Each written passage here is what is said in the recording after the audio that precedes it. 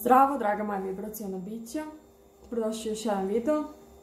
U ovom videu pričam o nedostižnosti savršenstva.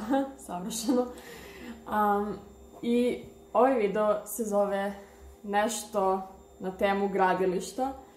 Zato što to je ono što život jeste. Život je uvek pod konstrukcijom. Under construction, jeli, što bi se rekao na engleskom, ne znam baš naš prevod, ali nebitno. Kad god ostvarimo neku želju, to nije kraj.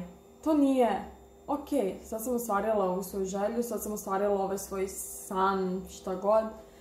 I sad mogu da ne razmišljam, da se ne fokusiram, da ne usmeravam svoju pažnju. Sad mogu potpuno da se opustim i da razmišljam o čemu god i da uopšte ne brinem o tome kako se osjećam, zato što bih više brinula o tome kako se osjećam kada imam ono što sam želela.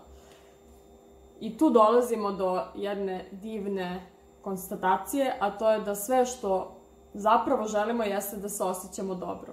A da bismo se osjećali dobro, nije dovoljno da ostvarimo bilo šta. Nije dovoljno da imamo bilo koju stvar, da imamo bilo koju vezu, da nije dovoljno bilo šta što se desi. Jer Abraham Hicks to dobro kaže kada kaže kao pogledajte malu decu. Mala deca su uvek iz fazona dobro i šta je sledeće?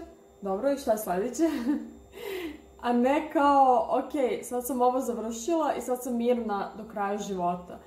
Jer u nekim razgovorima sa ljudima u proteklih nekoliko dana sam to uočila i baš zato sam htjela da snimam ovaj video, da zaista mi ljudi, mislim to sam uočila i kod sebe gomilu puta, ili stalno uočavam to isto, da zaista mi ljudi dođemo do, zacrtamo sebi da želimo nešto i idemo za tim i i konačno, na primjer, se to ostvari i onda smo iz fazona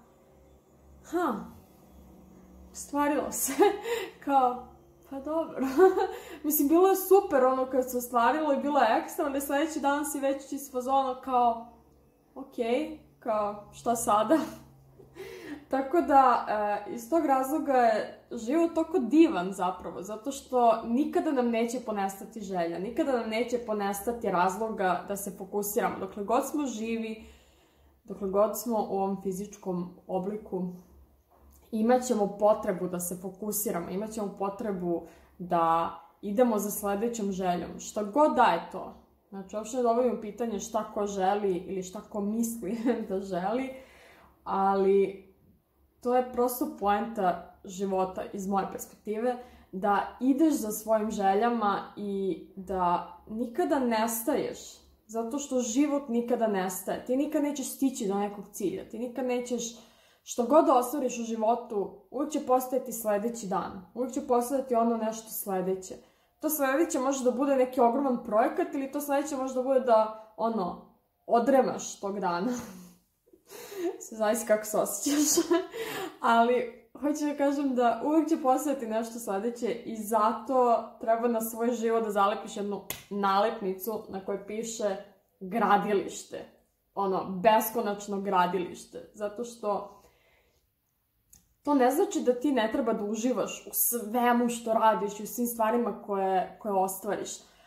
Ali treba također da znaš da šta god da radiš i šta god da ostvariš, da to prosto nije kraj. I baš zato treba uživati u tome. Zato što to sve tako kratkog daha i to se sve dešava tako, danas za danas, ovaj trenutak za ovaj trenutak. Sljedeći trenutak će već biti neki sledeći, razmišljaš o nečemu sledećem, ne znam, sljedeći dan će već biti nešto potpuno drugo.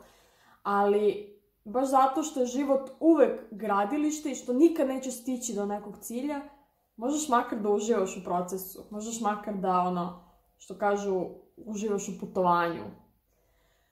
Eto, to je ovaj kratak video za danas, draga moja vibraciona bića. Hvala svima što ste gledali i vidimo se neki sljedeći put. Ćao!